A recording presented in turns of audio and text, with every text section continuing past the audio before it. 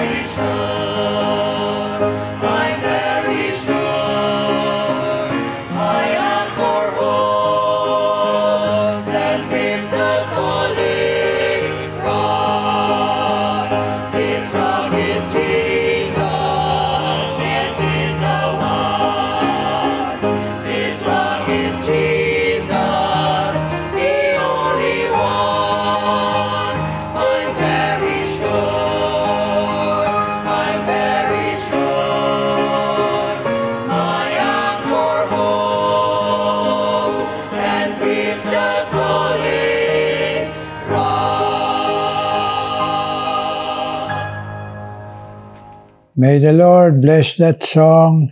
Pirmi kita ma-remind, hindi kita magkumpiyansa, kundi be very sure. Nga nausisya tang aton tipusoon nga matuod gid nga nabaton ta ang Ginoo kay paagi sa aton paghinulsulman. Kag siya lang ang Diyos bugtong manluwas naton. Amen. Sigurohon ta sila yung pulong sa Ginoo, examine your heart. Amen, viewers. We have only one life, we have only one soul. Karon, magapadayan kita siya nga Merkules. Nga ang tema nga atong ginatunan permit, Thus saith the Lord, ang ginhambal sang Ginoo. Nawari na kita, sang ginambal sang Ginoo dire sa kay Joseph. Kag sila nga dahin dire sa iya mga utod. Sang mga utod yan nagsiling, and his brethren sa chapter 50 sang verse 18, and his brethren also went and fell down before his face, and they said, Behold, we are thy servant. Silang nasa ilautod nga si Joseph. And Joseph said unto them, Fear not, for I am in the place of God. But as for you, you thought evil against me, but God meant it unto good, to bring to pass that this is this day, to save much people alive. God bless His holy word. Mapray kita Ginoo, please. I-bless man kami sa pagpangop sa amon, pagtandog sa amon, pagpapati sa amon, pagpatuo sa amon, Lord. Yes, tanan mga viewers, kag kami mga alagad mo. In Jesus' name, Amen. Mga hinigog mga kauturan, mga viewers, ini nga insidente sa kabuhi sa mga nga utod ni Joseph pagkapatay sang ila amay nga didto na sila sa Egypt, ag si Joseph isa na didto kamataas nga gobernador nga gintagaan gahom sang hari ni Pharaoh, nag-administrar sang tanan niya nga mapagkabutang kay tungod may dako nga famine didto. Kag ang background sini, hingkuha ni Joseph, ang iya pamilya, iya amay, kag pamilya nila, pakadto sa Egypt, kay tungod siyang tinggutom, magkalapatay sila sa gutom, labi na ilagag may kabataan, ngay ilang mga kasapatan, so gandala sila. Pero, sa wala pa sila madala, ining mautod ya, nagkadto to magbakal sa ilang mga pagkaon. Ay sila kilala kay Joseph, kay ginbaligyan nila ni si Joseph, era sa Egypt. Now karon, ang ara na sila, nag-bless ang Ginoo, nag-preserbar ang Ginoo sa ila, kag pagkapatay sang ila amay si Jacob, kulbaan ang iya mga utod nga 11 kay 12 sila, nga ay sa dyan ni karon, patyo na kita ni Joseph, kaging baligya ta siya diri sa Egypto, manimalos na gid ni siya. Nagkadto sila dito, kag nagluhod nga, imuan na lang kami, Joseph, nga imo mga sulugon, ay malain man kami. Sila ni Joseph diri, hiling niya, maning hambal sang Ginoo, thus saith the Lord. Hiling niya, God meant it unto good, to bring to pass that this is His day, to save much people.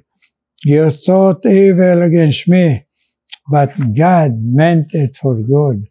Sa aton pa, ang Diyos, siya pulong, siya hambal, siya plano, nga ang buhat nga malain sang iya mga utod, gin-turn around niya nga para masalbar ang tribo sang Israel na hindi mapapastanan, para mapreserbar ang matuman ng saad sang Ginoo, nga himuon sila nasyon nga dako, nga nasyon dako, kay butang balon nagdamo sila, magbuad sila minilyon, kag way makahangop ng iyang mga utod. Pero si Joseph nakahangop sila niya.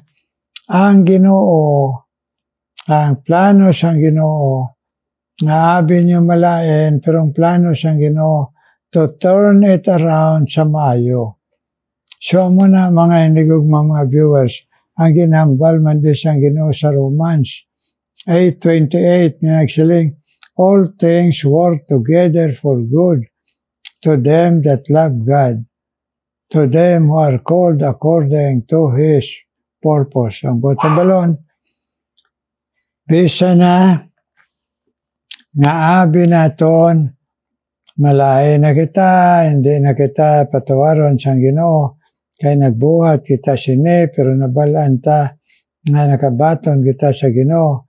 Many times, naghatag pagsaysa ang Ginoo, nga inang imo kalayan, imo salana, I meant it for good, ginton around ko na, nga to show you my goodness, my love, my care, at para mabalaan ninyo nga makasunod kamus plano sang Diyos ngaman. Mga inigog mga viewers sa muna unas tanan, nga kung nakasala kita sa Ginoo, kag dawla kita, daw hindi kita magbaton, ag daw nagpadayon kita, ag nagabot ang kasakitan sa aton, ag nahuya na kita magbalik sa Ginoo, ang ginahambal sa Ginoo, magbalik ka sa akon. Di kung masiling kita, di nakasala, maghinulsol lang kamo. Di nga natabo sa mga pagpakasala. Ang hambal sa Ginoo, turn it for good, ang hambal sa Ginoo, para sa mga Israelinon nga matiga sila sa pagsunod sa Ginoo, ilisan lang Ginoo sa patay nga mga idols. Ilang isang Ginoo, ang akon pag-turn around nga mahimo ina good, kay padudla ina sa inyo. Kay nadudla ka mo, turn it good, nagbalik ka mo. Nagbalik ka mo sa akon, nga buong ang iyo tagipuson, kag nagayo patawad, kag nagasiling, base hindi na nimo kami patawarong Ginoo, patawad lang kauluya na. Amo ng pagis ang Ginoo.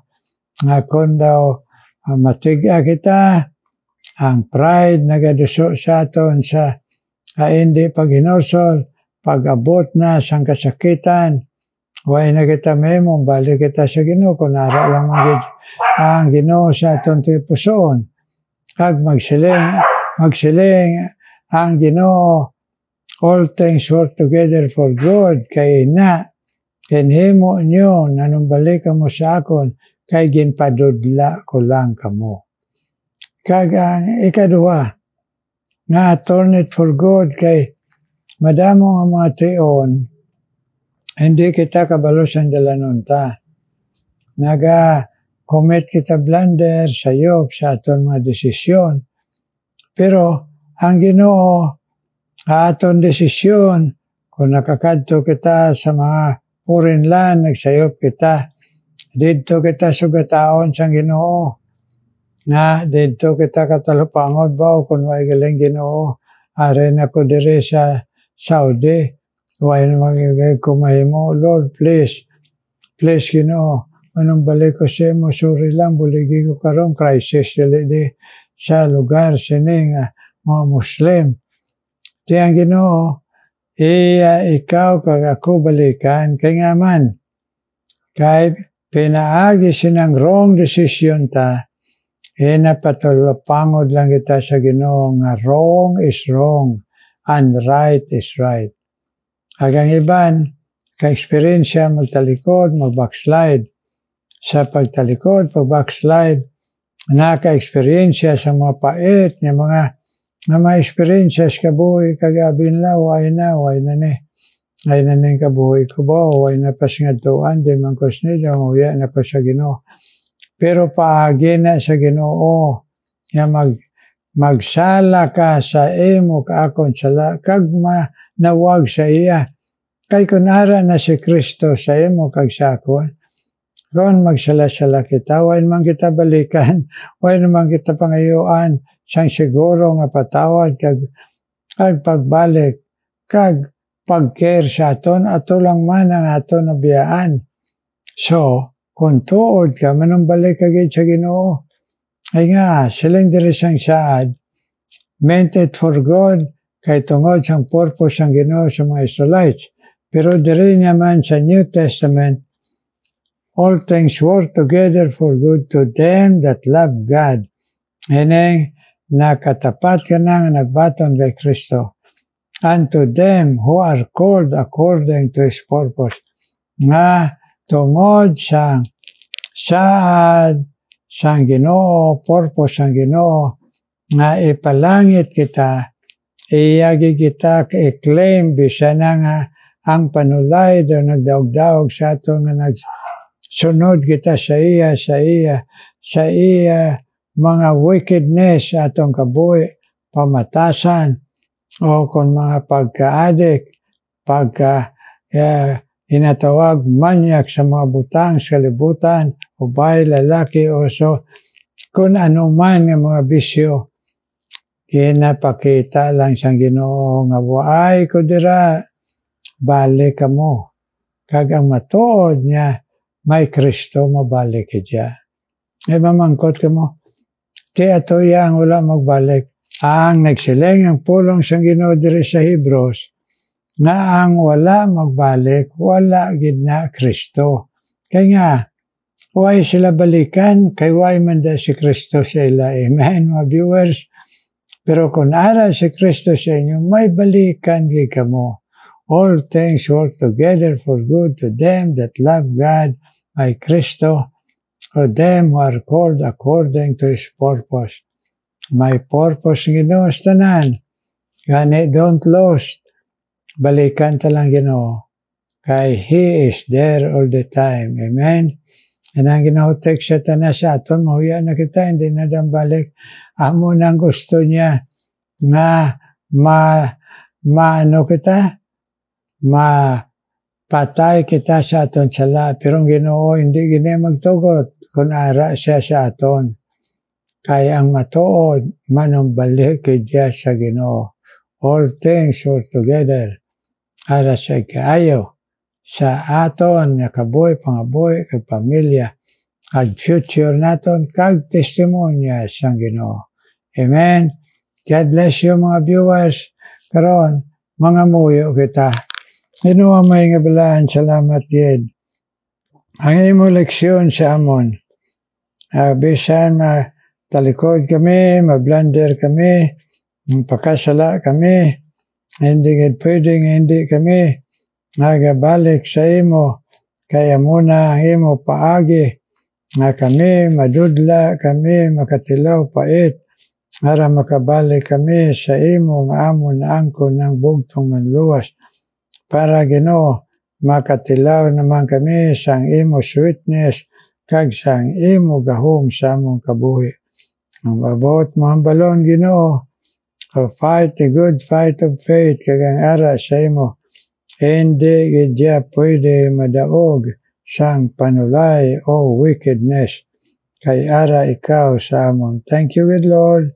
Ang karong ginadala ko sa imo, ang mga viewers nga imo gintando Ginoo, nga sa ila pangamuyo Ginoo, nagapangabay sila pagpamati sa imo pulong, nabuligan mo, ila kabuhi, pangabuhi, ila pamilya, ila prayers, Attorney Marcia Cordero, kag iya anak ato sa Amerika, Samuel Cordero, buligi man Ginoo makalakat, ay mo pagkamatarong kag iya iban nga kabataan, kag ang iya pangamuyo siya ko galingon, sabtaman Ginoo, Attorney Marcia Cordero, nagsi Samuel Cordero, kag iya mga kabataan kag kaapuhan, please, nga mabugos man sila sa imo Ginoo. Akon man ginatawgan ikaw Ginoo, ay lalain buhos Ginoo, nagsaiya pangamuyo Ginoo siya pamilya, abay pa ang iya mga kabataan magaliso sa imo, kag magabugos pagtuo kag iya pana Ginoo, abay pa ang katutom ihatag lang kay Lila ni buhos Ginoo, nagbisan pa kay Hope Minyo Noibo, alamat sa imo pag-ayo siya tiil, abay pa completely healing mo na Ginoo, na mahimo nagbalik siya sa tutom kay kalakat na siya, nga pag-alagad sa imo, ka Ginoo sa iya pangamuyo siya kabataan, please, sabtaman si Hope Minyo Noibo, agbisan pa Ginoo si Agnes Villamel Ginoo, ag si Rose Bele sa ila kaluya sa lawas, nga kami tanan nga may kaluyon sa lawas, ipabakod man kami Ginoo, para magatutom kami pag-alagad sa imo, na nabilin yung mga kusog na ginhatag mo sa amon, kag pangamuyo sa amon mga pamilya, Rose Beles, kag bisan pa si Agnes Villamel Ginoo. Ikaw man magapadang Ginoo panghikot, na kay Intiya pang Lola, kag ang nagapangamuyo siya kabataan Ginoo, na magpalapit sa imo Ginoo, kag iya kapuhan, nga iya ginsakripisyuan, agay man katutom kag mga lawas sa Intiya padayon, na magalaom nga ikaw manghikot siya kabataan, kag Ginoo sa iya kapuhan.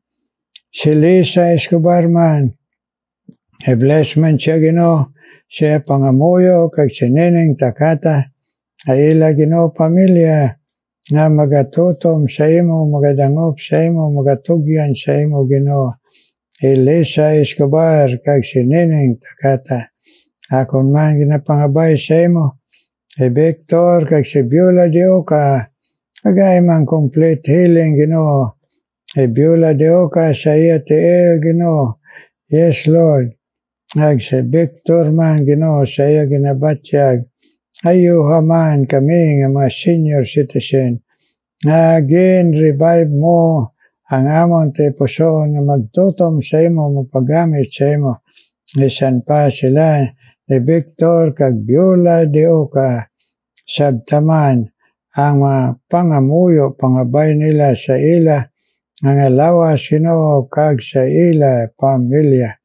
Ay ikaw man magabless Ginoo. Bisan pa o Diyos kay Robilin alagaban kag siya utod si Marilo Kalinto kag Iabana si Rome bless sila. Ay ila pirmi pagpamati si mo pulong nga magabakod ang ila paglaom sa ila mga pangabudlay, mga pag-alagad, mga pangamuyo nga ikaw Ginoo magabalo sa ila. Ay imo Ginoo makatilingala paagi Robilin alagaban kag ang iya utod si Marilo kag Iabana si Brother Rome bless man sila padayon. Ay ikaw man magabless Ginoo. Bisan pa kay Gasper Ginoo, Jasper Calantas, o magabless Ginoo siya pangamuyo sa iya pamilya Ginoo Aris Bacolod. Amtang nagagaan mo sa obra sa Middle East. Jasper Calantas, si bless man iya pangamuyo, ay patuto man siya kag iya pamilya. Pagpangabay, pag-alagad sa imo, mapin na dayunon Ginoo. Nagakon man, tawag sa imo si Mariby Castillo Ginoo, kag si Lynn Ginoo. Na-bless man na ila tayo puson sa pagpamati sa imo pulo, nga magatutom sila sa imo, nagatuo sila sa pangabay nila sa imo nga sabton mo Ginoo. Sa ila kugalingon kag sa ila pamilya Mariby Ginoo kag si Lynn Ginoo. Ikaw man magpadayon Ginoo pag-bless sa ila. Nagbisan pa si Lina Roma nga nagamatutom pamati si mo pulong, naga-share kag nagapangamuyo sa amon. I-bless man siya sa mabakod nga lawas sa pagkailoy Ginoo kag siya pamilya nga magapalapit nga bugo sa imo kag ang iya ginasiran Ginoo kag ginapangamuyuan. Ibalik sa iyang doble nga bendisyon ay iya Ginoo nga pagtuo sa imo nga only Jesus saves. Wala reliyon kag wala Ginoo sang iban kundi ikaw lang siya kabuhi. Elena Roma Ginoo, ini tanan nga napangabay namon Ginoo sa imo. In Jesus' name we pray. Amen, amen, amen. Thank you God, mga viewers sa pagpinangamuyo ay sa malawig na mga tinuig nga kamo ang tagaan faithfulness. Ag sa tunga sang madamo ninyo nga mga panghangkat sa kabuhi. Bisan ikaw mo ika abay pa sa pa-survive ka kag sa amo nga mga nag-overseas Ginoo. Amo tanan nga mga nagdangop sa Ginoo. Kabay pa ipa-survive ka mo sa kinaatubang ninyo sa foreign lands. Amen. Karon, amate kita special number.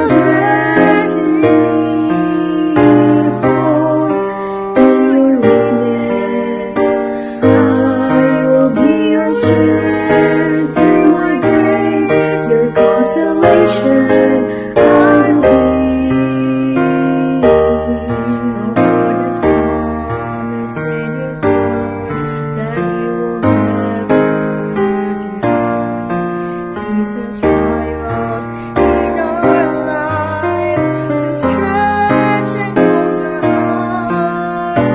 The turmoil we feel today will be the peace of tomorrow. His promise includes bringing joy out of sorrow. He said, my grace is sufficient for your every need. When you can no longer stand, child, rest in me, for your weakness I will be your strength. Through my grace, your consolation I will be. Grace, grace, God's grace, grace that will pardon and cleanse within. Grace, grace, God's grace, grace that is greater than all our sin. For weariness I will be your strength. Through my grace, your consolation I will be.